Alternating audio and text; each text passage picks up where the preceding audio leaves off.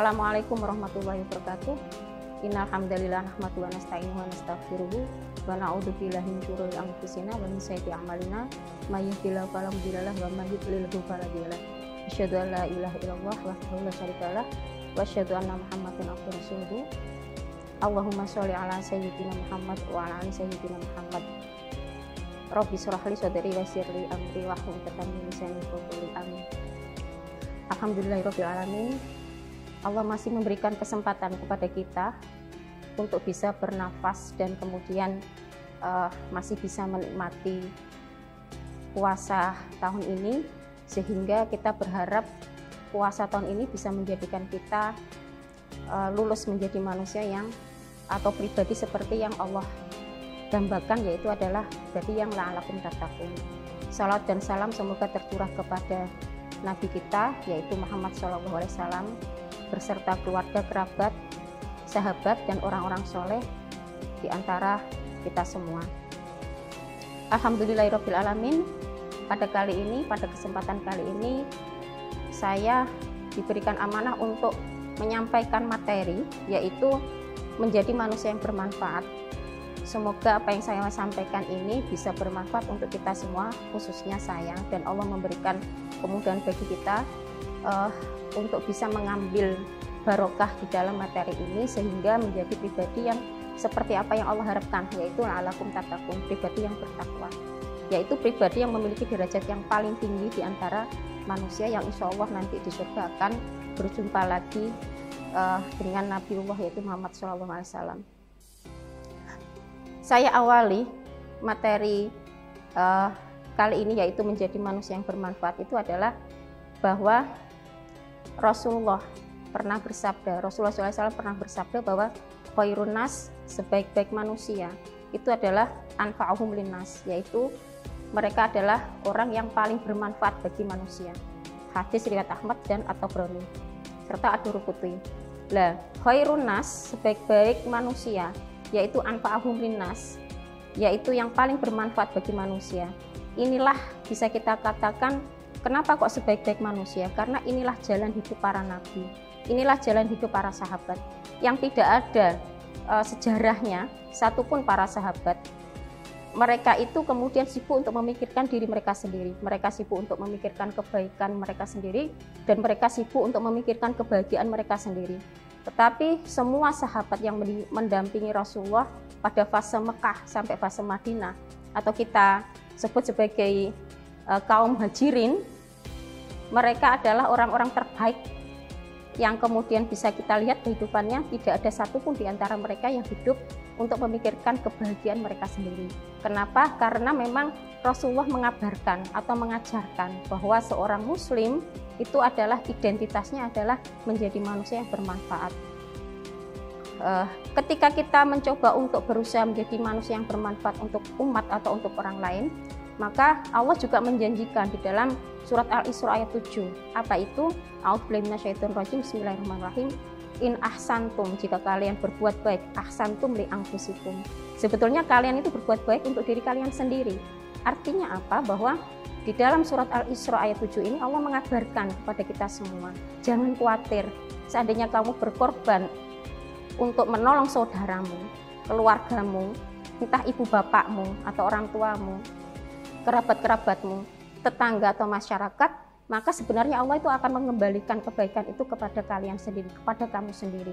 Sehingga saat kita itu berusaha ikhlas untuk melakukan hal yang terbaik di dalam hidup ini dengan berbagai macam pengorbanan, kemanfaatan untuk umat, maka Allah akan mengembalikan kebaikan itu semua ke dalam diri kita berupa banyak kemudahan, dan tentunya adalah berupa ridhonya, tentunya dengan balasan surga. Jadi itu adalah salah satu janji Allah bahwa in ahsantum, jika kalian berbuat baik, ahsantum li anfusikum, kalian itu sebetulnya berbuat baik kepada diri kalian sendiri. Kemudian kenapa sih kita itu menjadi manusia bermanfaat? Jadi setelah Nabi kita mengajarkan dan Allah juga mengabarkan betapa memang manusia terbaik adalah manusia yang bermanfaat bagi orang lain, sehingga tidak ada ceritanya kaum muslimin itu berpikir untuk diri mereka sendiri. Jadi sibuk di sudut-sudut musola, sibuk di sudut-sudut masjid. Tetapi Allah mengabarkan atau Rasulullah dan sahabat sendiri mencontohkan bahwa mereka harus menebarkan kebaikan ke semesta alam. Jadi seperti itu. Kenapa harus menjadi manusia yang bermanfaat?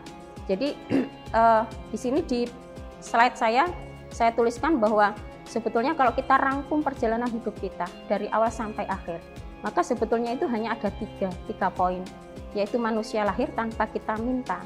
Kemudian hidup itu untuk menjalani segala sesuatu dari mulai bayi sampai mati. Kemudian yang ketiga, poin ketiga adalah kita mati tanpa kita minta juga. Artinya apa? Bahwa sehebat apapun manusia atau secantik apapun manusia, sekaya apapun manusia dan setinggi apapun derajat manusia, termasuk kita belajar dari peristiwa Namrud, peristiwa Fir'aun, di mana Namrud dan Fir'aun ini adalah orang yang paling berani karena dia mengatakan dirinya Tuhan. Itu pun akhirnya mati. Dan Allah mengajarkan kematian Namrud sesuatu yang dia tidak menduga. Ya ini apa?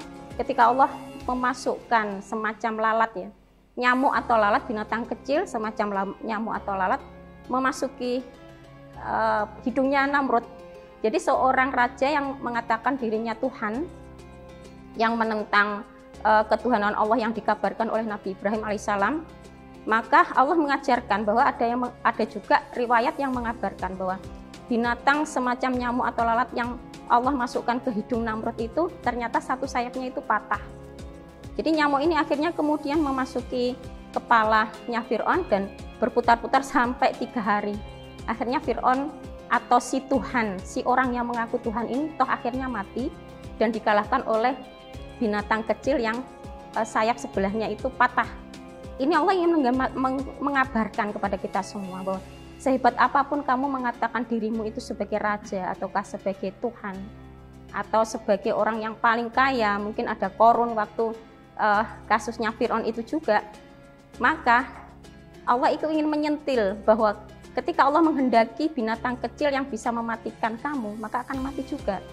Sehingga ini satu hal yang manusia memang berpikir bahwa rangkuman kehidupan kita itu kalau kita rangkum sebetulnya ada 3, yaitu manusia lahir tanpa kita minta, kemudian kita menjalani hidup dengan berbagai macam ujian, persoalan, problematika maupun nikmat, dan berbagai macam kebahagiaan maupun derai air mata, tapi kemudian mati. Persoalannya adalah bahwa saat kita itu hidup tapi akhirnya mati, berarti kan ada poin di sini bahwa manusia ketika hidup toh akhirnya mati, sehingga dia tidak boleh menjadi manusia yang bahasa kita adalah semau gue, karena toh akhirnya mati. Tidak ada manusia yang kemudian hidup selamanya. Seandainya pun kemudian ada cerita nabi-nabi terdahulu yang hidup 1600 tahun ataukah bahkan 2000 tahun, ribuan tahun pun mereka hidup toh akhirnya mati, dan sekarang kita hanya mendapati cerita sejarahnya saja. Jadi ini poin yang harus kita titik tekani. Dengan demikian Al-Mu'minun, surat Al-Mu'minun ayat 114-115 Allah mengabarkan, A'udzubillahi minasyaitonirrajim, bismillahirrahmanirrahim, afa hasibtum annama khalaqnakum abathan. Apakah kalian mengira bahwa sesungguhnya aku menciptakan kalian itu abathan? Abathan itu adalah hanya main-main tanpa tujuan. Kemudian Allah melanjutkan, wa annakum ilaina la turja'un, dan sesungguhnya kalian itu kepada kami akan kami kembalikan. Maksudnya kamu semua, afa hasibtum annama khalaqnakum abathan, bahwa apakah kamu mengira, apakah kamu semua, dia raja, dia manusia biasa, dia petani, dia pemimpin, dia orang yang mengaku Tuhan, aku ciptakan kalian itu hanya main-main tanpa ada satu tujuan, tanpa ada satu tugas yang khusus gitu loh. Wa annakum ilaina la turja'un, dan sesungguhnya kalian itu pasti akan kembali kepadaku. Kalian semua itu pasti akan mati. Sehebat apapun diri kalian. Kemudian dilanjutkan bahwa qala illa bistum illa qalila, sesungguhnya Allah berkata illa bistum illa qalila, sesungguhnya kalian, kamu sekalian manusia itu hidup di dunia itu illa qalila, sangat sebentar. Lau annakum kuntum ta'lamun, jika kalian itu mengetahui. Dengan demikian ketika kita digambarkan seperti ini, Allah ingin memberikan pemfokusan, penekanan. Jangan lupa, kekayaan yang kamu miliki, kecantikan yang kamu miliki, semua itu fana. Semua itu kemudian akan selesai saat kemudian kamu mati. Sehingga tidak ada ceritanya bahwa mati itu harus tua.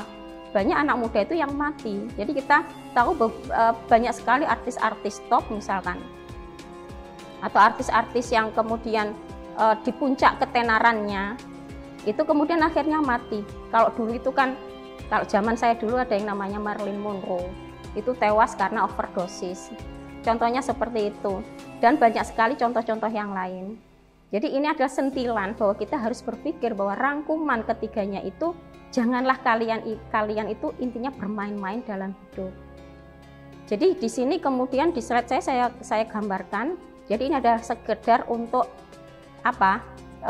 menjadi poin tersendiri untuk kita pikirkan, bahwa di dalam Al-Hajj ayat 47 Allah mengabarkan bahwa a'udzubillahi minasyaitonir rajim, bismillahirrahmanirrahim, wa inna yauman inda rabbik, dan sesungguhnya sehari di sisi Tuhanmu Allah, ka'alfi sanatin, seperti 1000 tahun, mimma ta'udun, seperti perhitunganmu.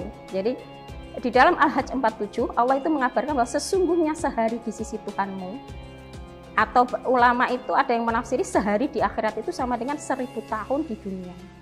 Jadi kalau kita itu misalkan 1000 tahun, berarti kan kalau 24 jam mungkin kalau kita hitung, silahkan dihitung sendiri ya.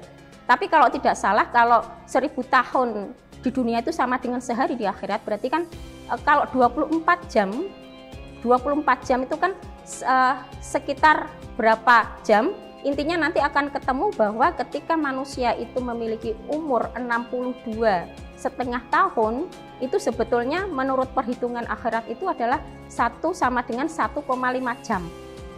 Jadi sebetulnya kalau kita memiliki usia di dunia 62,5 tahun, itu di akhirat itu umur kita cuma 1,5 jam. Jadi maksudnya Allah mengabarkan seperti ini itu apa? Agar manusia berpikir, ketika kamu bersusah payah berambisi untuk mencapai kesenangan tanpa arah, kamu itu loh hanya hidup 1,5 jam. Ini adalah sentilan Allah untuk membuat manusia agar mengkoreksi diri, mengevaluasi diri, bahwa direm ketika kemudian ada perbuatan atau ada sesuatu perilaku yang itu menyalahi syariat.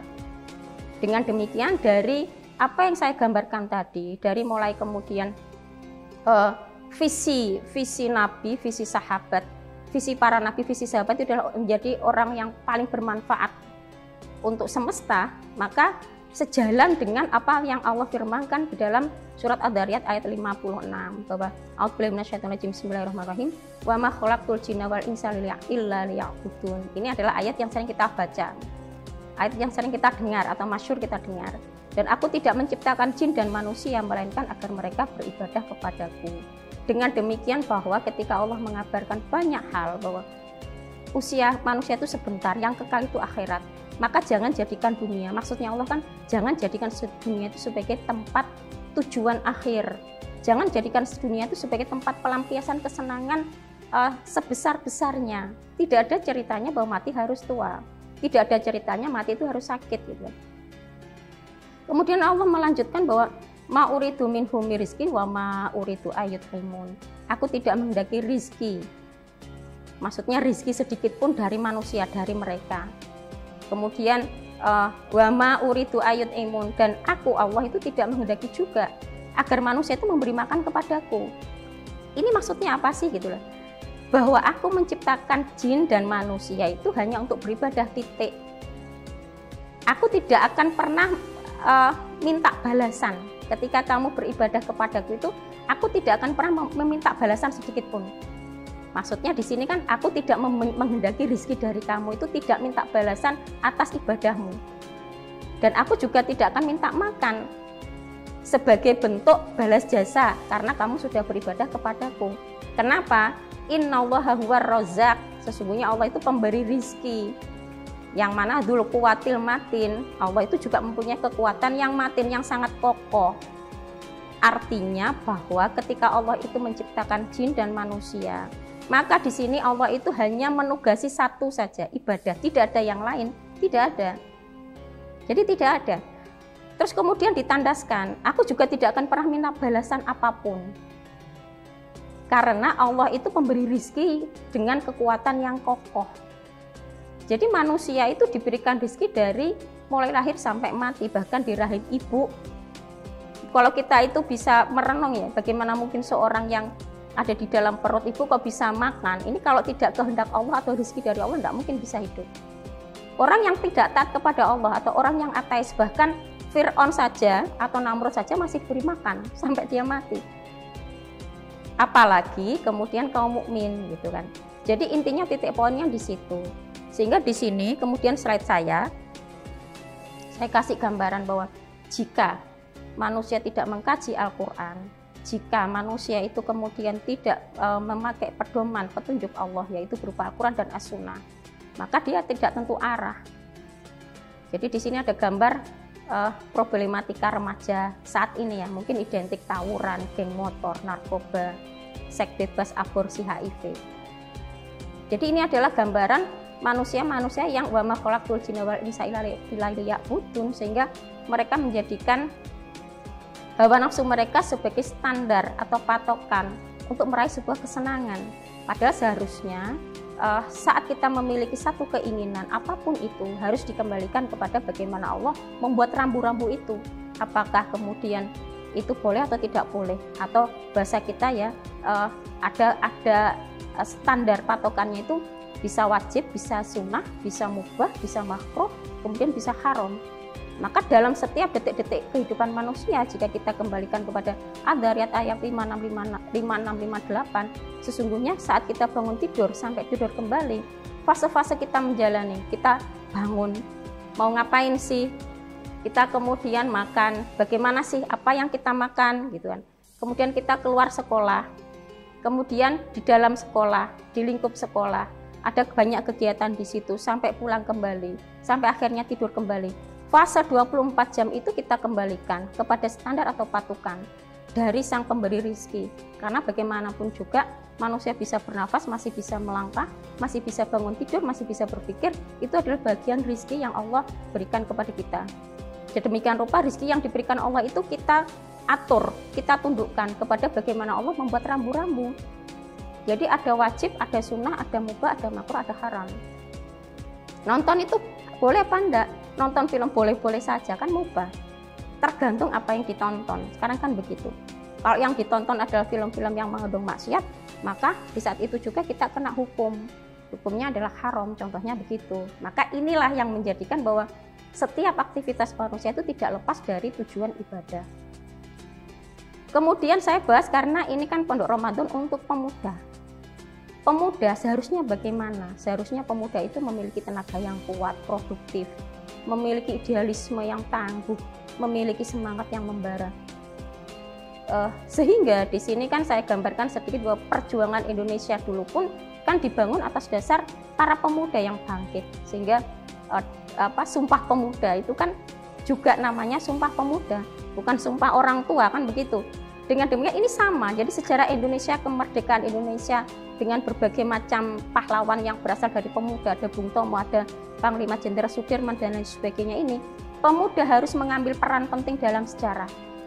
Kalau dulu sudah dibangun oleh para pemuda yang memenangkan pertempuran, maka saat ini sejarah yang sudah ada sekarang, maka kita harus mengambil peran. Makanya dengan demikian kenapa pemuda itu menjadi faktor penting dalam sebuah peradaban atau dalam sebuah keberlangsungan sebuah negara, atau ciri khas negara itu bisa dilihat dari pemudanya. Sebab waktu fase Mekah, Rasulullah masih mengawali dakwah di Mekah dulu. Yang paling bisa menerima Islam itu siapa? Pemuda. Dan paling menolak itu siapa? Para orang tua. Sulit sekali orang tua itu melepaskan pemikiran-pemikiran jahiliyahnya. Karena kalau kita tahu pemuda itu kan identik dengan suka perubahan, suka hal-hal yang baru. Kemudian lebih luas wawasan, lebih care dengan berbagai macam info. Dengan demikian ketika Rasulullah itu mengawali dakwah di Mekah selama 13 tahun, yang paling banyak menerima itu siapa? Pemuda. Dengan demikian ada contohnya itu ada satu kasus di mana Abu Jahal tetap dalam kekafirannya, tetap dalam posisi memusuhi Nabi sampai akhir hayatnya. Tetapi anaknya Ikrimah bin Abi Jahal itu adalah pembela Nabi yang terbaik. Jadi Ikrimah bin Abi Jahal itu malah membela Nabi dan beliau menjadi pasukan terbaik, yang itu dia juga sahabatnya Khalid bin Walid. Sama-sama mantan orang yang memusuhi Nabi di perang Uhud, akhirnya kemudian berbelok membela Nabi. Jadi bapaknya tetap dalam selama hayatnya memusuhi Nabi, tapi anaknya, karena anaknya pemuda, sekalipun tidak menutup kemungkinan ada banyak orang tua juga mengambil peran dari sejarah. Cuman di sini memang posisi pemuda itu sangat penting, sehingga di sini saya sitir kata-kata Bung Karno ya. Berikan aku 1000 orang tua, niscaya akan aku cabut Semeru dari akarnya. Tetapi berikan aku 1 pemuda saja, niscaya aku guncangkan dunia. Jadi kekuatan pemuda itu seperti itu.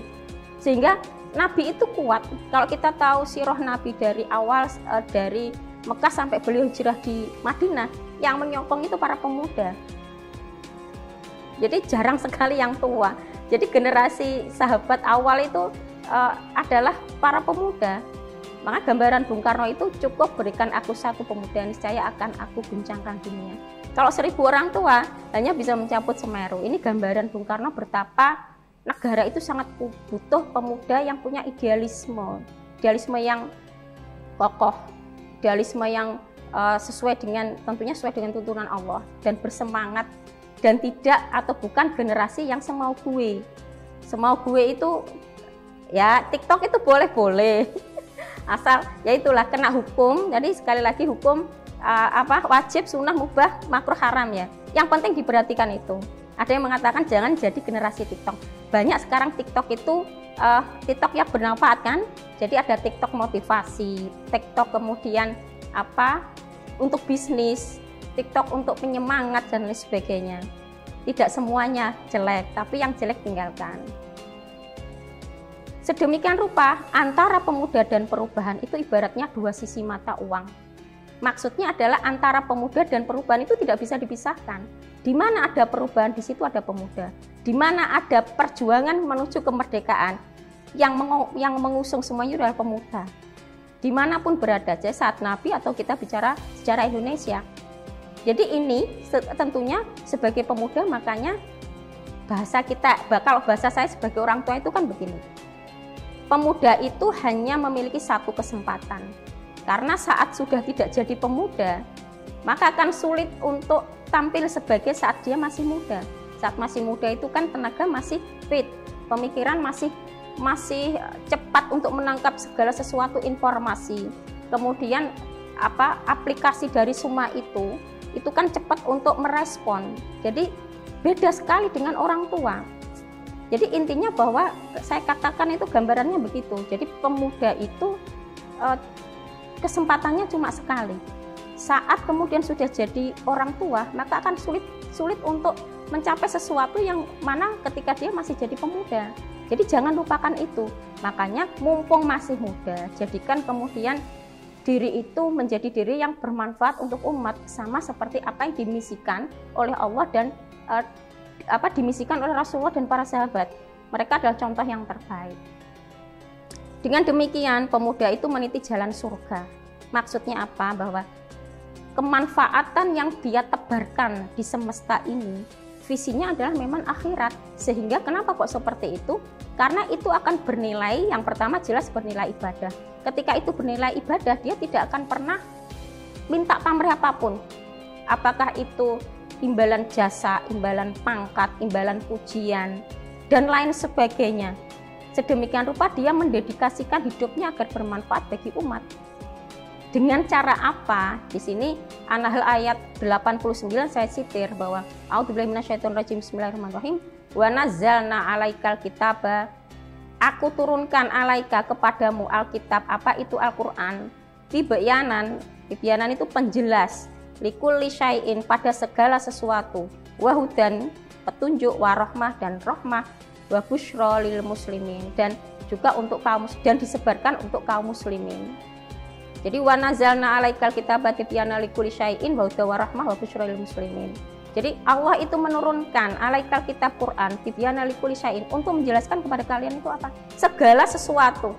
Tidak akan pernah ada satu pemikiran, satu perasaan, satu perbuatan itu yang lepas dari yang Allah tulis di Al-Quran. Kenapa? Ibarat orang itu menciptakan mesin, misalkan robot, maka dia yang paling tahu aturannya. Dia sekecil apapun robot ini, aturannya bagaimana, dia akan tahu. Dan ketika dibeginikan, dia akan rusak. Maka kemudian ketika ada manusia lain itu yang mencoba untuk mengoperasikan robot itu, maka robot itu akan jadi rusak. Jadi sama dengan manusia. Ketika tidak menjadikan Alkitab atau Al-Quran itu sebagai tibyana likulli syai'in, sebagai penjelas atas sesuatu, dia lebih untuk memilih, mencari informasi dari hawa nafsunya mungkin, dari kemudian lingkungan yang kemudian tidak baik mungkin. Maka yang terjadi tadi, ada budaya hedonisme, ada budaya kebebasan, ada budaya free sex, dan lain sebagainya, ada budaya kemalasan, ada budaya kemudian yang lain-lain yang menyebabkan dia ketika hidup itu tidak memiliki nilai plus sebagai seorang muslim, atau visi akhiratnya itu tidak ada. Sehingga cukup jadikan Al-Quran sebagai penjelas segala sesuatu, petunjuk dan rahmah, maka manusia akan tertunjuki. Visinya itu akan visi akhirat, tidak keluar dari situ. Jadi itu cara agar bermanfaat bagi umat, sehingga dalam waktu kita diberikan Allah itu hidup 1 minggu 7 hari, 7 kali 24 jam, hendaknya berikan waktu untuk waktu khusus untuk mengkaji Al-Quran, mengaji dan mengkaji Al-Quran, bukan waktu sisa. Jadi berikan waktu khusus untuk mengaji dan mengkaji. Karena apa? Karena satu-satunya penolong kita itu hanya di sini, karena hudalinas itu hanya Al-Quran. Dengan demikian, maka pemuda itu harus fokus terhadap apa yang harus dilakukan. Yang terakhir sebelum saya tutup, bahwa teladan terbaik kita itu jelas yang pertama Rasulullah SAW, kemudian jelas para sahabat. Jadi kalau Rasulullah menggambarkan itu para sahabat itu seperti bintang. Jadi sepeninggalku itu kalian itu seperti bintang, yang mana ketika manusia-manusia itu mengikuti bintang-bintang itu, mereka adalah bagian orang yang diberi petunjuk. Kemudian ada para ulama, ada orang-orang soleh. Jadi jelas bahwa kita manusia biasa yang Allah tidak memberikan keistimewaan, kejelasan, predikat ini layak la'alakum tatakun atau tidak, tapi kita berupaya keras dengan cara apa? Tentunya dengan cara yang pertama tadi, menjadikan Al-Quran sebagai petunjuk, pedoman, al-huda. Kemudian yang kedua adalah jadikan teladan terbaik di antara orang-orang soleh, para ulama, Rasulullah, dan juga sahabat. Sebelum saya akhiri, saya ingin mencontohkan. Jadi contoh itu kan banyak contoh-contoh itu. Saya ingin menjelaskan tiga contoh aja. Jadi kalau contoh itu sahabat itu bisa banyak ya. Kayak Umar bin Abdul Aziz ya. Jadi Umar bin Abdul Aziz itu para ulama atau jumhur ulama menjuluki beliau itu, kalau ada Khulafaur Rasyidin yang kelima, beliau itu layak mendapat predikat yang kelima. Umar bin Abdul Aziz itu adalah cicit dari Umar bin Khattab. Jadi cicit. Jadi anaknya cucu Umar bin Khattab, yaitu Umar bin Abdul Aziz. Dulu Umar bin Abdul Aziz itu pernah bermimpi bahwa melihat salah satu keturunannya itu dahinya itu kayak cacat terluka. Ternyata Umar bin Abdul Aziz itu kecilnya pernah jatuh dari kuda, kemudian kena dahinya sampai membekas sampai besar, sehingga bapaknya kan berarti Abdul Aziz. Bapaknya kan Abdul Aziz. Ya, bapaknya Abdul Aziz ini akhirnya tersenyum bahwa semoga kamu atau engkau itu nanti akan menjadi sesuatu yang kakek buyut ya berarti, yaitu Umar bin Khattab kabarkan. Ternyata benar. Jadi kalau kita tahu sejarah Umar bin Abdul Aziz, karena beliau itu adalah putranya gubernur Mesir gitu. Kalau anaknya gubernur kan kita tahu sendiri, bajunya itu bagus. Ada yang mengabarkan dulu itu karena beliau itu mudanya itu ganteng, pintar dan ganteng, cakap semuanya, juga tampan dan juga pintar dan semuanya, cakap semuanya. Termasuk beliau itu suka dengan pakai pakaian bagus. Ada yang pernah mengabarkan itu biasa pakai dengan baju 6.000 dirham. Kalau 6.000 dirham itu kan kalau 1 dinar kan 4,25 gram emas. Mungkin kalau 1 dirham itu bisa mungkin kalau kisaran 100.000, maka kalau 6.000 dinar itu kan bisa 600 juta ya. Jadi pakaiannya segitu. ketika akhirnya beliau jadi khalifah itu hanya 2,5 tahun.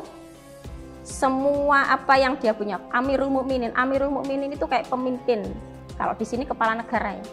Waktu itu dia menjadi Amirul Mukminin yang menguasai Jazirah Arab, bisa dibayangkan, Irak, Palestina, Afrika, masuk Syam itu masuk Suriah, masuk Syria itu dekat Palestina, dekat Turki dan dekat Yordan.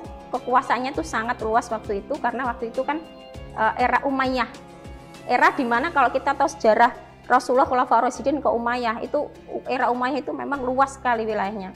Keluasan wilayah itu membuat beliau menanggalkan seluruh kemegahannya saat beliau diangkat menjadi Amirul Mukminin. Jadi ketika beliau itu yang paling terkenal itu adalah ketika ada pemberian zakat ya kepada masyarakat yang miskin, pembantunya bernama Yahya bin Sa'id itu mengabarkan, wahai Amirul Mukminin, seluruh jazirah Afrika itu tidak ada yang miskin. Bayangkan, beliau dalam kurun waktu 2,5 tahun itu bisa mengkayakan seluruh manusia waktu itu. Sampai kemudian ini sejarah yang sangat terkenal, bisa dibaca di mana-mana. Kemudian kalau begitu uangnya itu kasihkan saja kepada orang yang punya hutang, sudah. Uangnya kasihkan saja kepada pemuda yang ingin menikah. Kasih pekerjaan mereka sudah, tapi tetap uangnya di Baitul Mal. Kalau bahasa kita kas negara. Yang paling bisa yang paling terkenal lagi waktu beliau itu menulis, karena beliau adalah kepala negara, diterangi kayak mungkin bahasa kita lilin ya, yang ada minyaknya. Mungkin kalau dulu itu lampu yang ada minyaknya itu. Anaknya Umar bin Abdul Aziz itu datang ditanyai, kamu urusan pribadi atau urusan apa? Urusan pribadi, wahai ayah. Lampunya itu dimatikan. Loh kok dimatikan? Karena minyaknya ini bukan minyak dari uang kas negara, bahasa kita kas negara ya, atau bahasanya itu Baitul Mal. Sehingga dimatikan, khawatir bahwa dia menjadikan minyak ini sebagai kebutuhan pribadinya yang akan disap Allah. Dan yang kedua itu yang paling mungkin terkenal lagi adalah ketika anaknya itu ingin apel. Lah apelnya itu bukan apel milik dia, tetapi apel milik umat yang akan diberikan kepada rakyat. Anaknya yang nangis karena lapar minta apel itu sampai kemudian waktu itu kan sudah digigit, diambil, jadi gigitannya itu diambil, dimuntahkan. Ini bukan hakmu wahai anakku, ini haknya rakyat.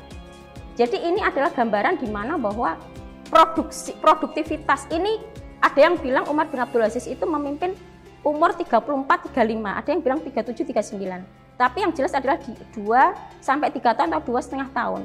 Ini pemuda.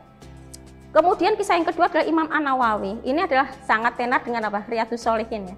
Beliau menulis itu umur berapa? 18 tahun, kelas 2 SMA. Beliau adalah madzhab Syafi'iyah. Beliau meninggal umur 45 tahun. Jeda 18 tahun sampai 45 tahun beliau hampir tidak pernah tidur di kasur. Tidurnya itu di meja saat beliau nulis kitab. Makanya kitabnya bertebaran. Sekitar ada 40-an, tapi 40-an kan berjilid-jilid. Ini Imam An-Nawawi. Kemudian yang terakhir adalah Imam Bukhari. Ini juga sangat kita kenal perawi hadis.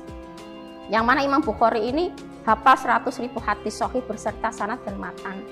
Hafal juga 200.000 hadis yang lemah. Jadi mereka dan setiap beliau juga menulis kalam 1.000 ulama. Setiap satu kali menulis, Imam Bukhari itu sholat 2 rakaat. Agar apa yang dia tuliskan itu yaitu menjadi manfaat bagi seluruh umat. Ada barokah, bermanfaat di situ. Tentunya yang jelas jangan lupa, semua apa yang kita lakukan itu visinya visi langit. Menjadi murid teladan, menjadi murid yang sukses, menjadi pebisnis yang sukses atau pengusaha yang sukses, pemimpin yang sukses, semua koridornya harus visi langit. Visi langit itu adalah visi yang kemudian apa yang Allah katakan tadi, yaitu hanya untuk beribadah. Dengan demikian, inilah kesimpulannya. Saya tutup bahwa pemuda harus bersemangat untuk mengkaji ilmu agar menjadi manusia yang bermanfaat. Imam Syafi'i pernah mengatakan bahwa ketika kamu lelah berlari maka berjalanlah, ketika lelah berjalan maka merangkaklah, tapi jangan putus asa untuk kembali. Merangkaklah tidak apa-apa, tapi sampai pada tujuan. Tujuannya itu apa? Yaitu menjadi manusia yang terbaik yang bisa memberikan apa yang kita punya itu untuk kemanfaatan umat tentunya dengan visi langit itu. Saya akhiri, mohon maaf ketika ada kesalahan. insya Allah semoga Allah memberikan pahala terbaik sehingga kita bisa mendapatkan syafaat Nabi kita bisa bertemu atau berjumpa lagi di surga dalam kondisi la'alakum tattaqun, dan semoga Allah kemudian meluluskan puasa kita tahun ini dengan predikat menjadi manusia yang bertakwa yang Allah ridhoi. Assalamualaikum warahmatullahi wabarakatuh.